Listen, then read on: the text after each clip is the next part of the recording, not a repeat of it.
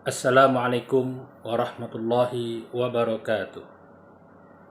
Alhamdulillahi rabbil alamin.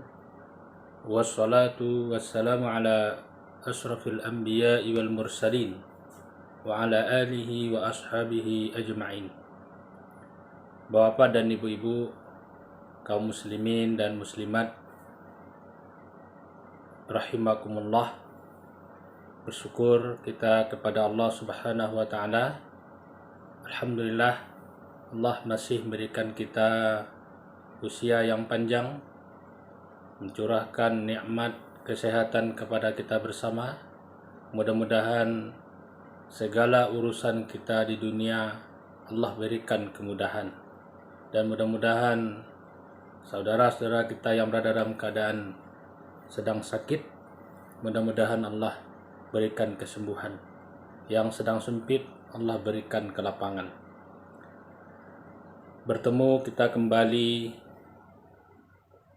pada sesi kali ini, tafsir Al-Jalalain. Insyaallah materi kita pada kesempatan yang singkat ini akan membahas surat Al-Ma'un. Bapak dan ibu-ibu, kaum muslimin dan muslimat rahimakumullah.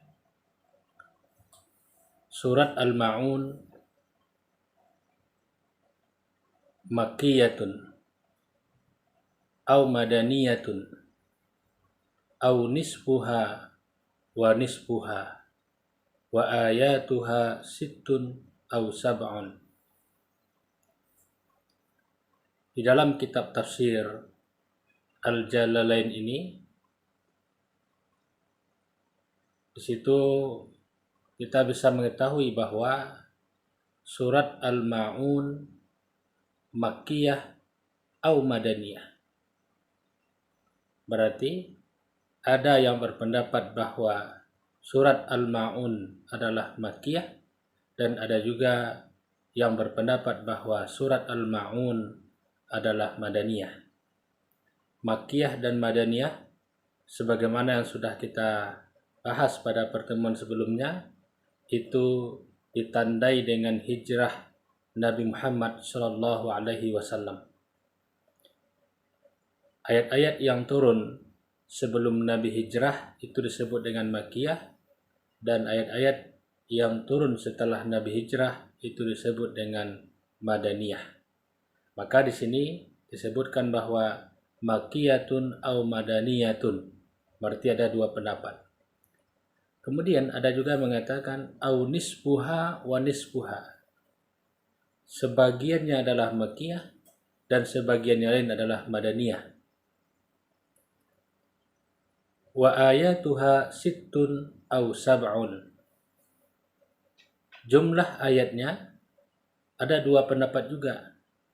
Ada yang mengatakan 6, dan ada yang berpendapat jumlah ayatnya adalah 7. Sehingga dalam kitab ini ditulis wa ayatuha sittun au sab'un. Kita masuk ke ayat pertama. Na'udzubillahi minasyaitonirrajim. Bismillahirrahmanirrahim. Ara'aital ladzi yukazzibu bid-din bil jazaa'i wal hisabi. Ay hal 'araftahu wa illam ta'rifhu. Apa maknanya? Ara'aital ladzi yukazzibu bid-din. Apakah kamu telah mengetahui orang-orang yang dia itu mendustakan agama? Yukazzibu bid-din. Apa makna ad-din itu? Bil jazai wal hisabi, yaitu hari pembalasan. Wal hisab, hari yaumul hisab, di mana Allah akan menghisap seluruh amal perbuatan manusia. Jadi yang dimaksud dengan bid-din itu adalah bil jazai wal hisabi, hari di mana Allah akan memberikan balasan setiap amal perbuatan manusia di dunia. Wal hisab, hari di mana di situ akan dihitung, hari perhitungan. Setiap amal yang dilakukan oleh manusia, apakah itu amalnya baik atau amalnya buruk, maka nanti akan diperhitungkan di hadapan Allah Subhanahu wa taala. Artinya hal araftahu wa illam ta'rifhu. Maksudnya adalah, apakah kamu mengetahui orang itu jika kamu belum mengetahui, wa illam ta'rifhu, jika kamu belum mengenalnya. Fadzalika bitakdiri huwa ba'dal fa. Maka yang demikian itu bitakdir huwa ba'da al-fa. Ada di situ kata yang tidak muncul atau disembunyikan, yaitu kata huwa. Maka takdirnya adalah setelah huruf fa itu ada huwa. Wa huwa zalika allazi yadu'ul yatim, yang dia menghardik anak yatim. Yadfa'uhu bi'infin an haqqihi. Artinya, dia itulah orang yang menolak anak yatim dengan keras dan tidak mau memberikan hak-hak yang seharusnya diterima oleh anak yatim tersebut. Jadi orang-orang yang yukazibu biddin itu allazi yadu'ul yatim, biasanya dia suka menghardik anak yatim. Dia tidak mau memberikan hak-hak anak yatim. Apakah hak-hak anak yatim itu terkait dengan harta peninggalan orang tuanya yang dia tahan? Ataukah makna yang kedua, dia tidak mau menyantuni anak-anak yatim? Anak-anak yatim yang orang tua, yang ayahnya tidak ada, tentu yang menjadi ayah yang akan bertanggung jawab untuk kehidupannya di dunia itu adalah kaum muslimin. Maka orang-orang yang tidak mau menyantuni anak yatim, yang enggan membantu anak yatim, maka dia termasuk kepada salah satu kategori ini, allazi yadu'ul yatim.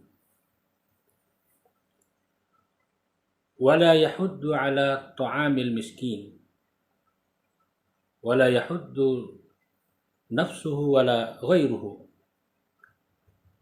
Dia tidak menganjurkan baik dirinya atau orang lain ala ta'amil miskin, it'amuhu, untuk memberi makan orang miskin.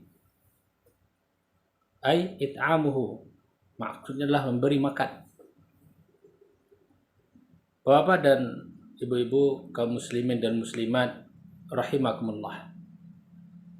Kemudian yang kedua itu, ciri-ciri orang yang termasuk ke dalam kategori yukazibu biddin adalah orang-orang yang tidak mau membantu orang-orang yang miskin. Dia tidak mau memberikan makan orang-orang miskin, padahal dia dalam berkelebihan. Dan dia juga tidak mau mendorong orang-orang lain untuk juga ikut bersama-sama membantu orang-orang miskin. Maka Allah ciptakan manusia itu ada yang kaya, ada yang miskin, ada yang berlebih dan ada yang berkurang. Maka disitulah letak keadilan Allah Subhanahu wa taala. Yang kaya dia membantu yang miskin, yang berlebih dia akan berbagi kepada orang yang berkurang. Di setiap harta yang Allah titipkan kepada manusia, maka di situ ada titipan Allah untuk anak yatim dan ada titipan Allah untuk orang-orang yang miskin ini. Maka agar kita tidak terjerumus ke dalam kategori yukazibu biddin, maka kita perlu untuk membantu anak yatim dan juga memberi makan fakir miskin. Kemudian nuzilat fil As bin Wa'il atau Al-Walid bin Al-Mughirah. Ayat ini turun terkait dengan sosok manusia yang bernama Al-As bin Al-Wa'il dan atau Al-Walid bin Al-Mughirah. Maka inilah dua sosok manusia yang menjadi penyebab turunnya ayat ini, di mana Al-As bin Wa'il atau Al-Walid bin Al-Mughirah termasuk orang-orang yang dulu suka menghardik anak yatim dan tidak mau berbagi kepada orang-orang yang membutuhkan, kepada fakir dan kepada orang-orang yang dikategorikan miskin. Bapak-bapak, ibu-ibu, kaum muslimin dan muslimat rahimakumullah. Kemudian ayat yang keempat, fawailul lil musallin. Maka celakalah bagi orang-orang yang salat. Allazina hum an salatihim sahun. Yaitu orang-orang yang dalam salatnya sahun. Orang-orang yang mereka itu salat dalam keadaan sahun. Ma'mana sahun? Ghafilun, lalai. Ghafiluna yuakhirunaha an waqtiha. Dikatakan dia itu lalai, dia katakan dia itu sahun ketika yuakhiruna an waqtiha, ketika mereka selalu mengakhirkan salat itu dari waktu salat tersebut. Maka orang yang suka menunda-nunda, mengakhirkan salat, dia termasuk ke dalam kategori sahun atau ghafiluna atau yuakhirunaha an waqtiha. Bapak kaum muslimin sedang jamaah rahimakumullah. Kemudian alladzina hum yura'una fi sholati wa ghairiha. Dan orang-orang yang mereka itu yura'una, mereka itu ria, mereka ingin dilihat ketika beribadah. Dalam hal apa saja? Fi sholati wa ghairiha.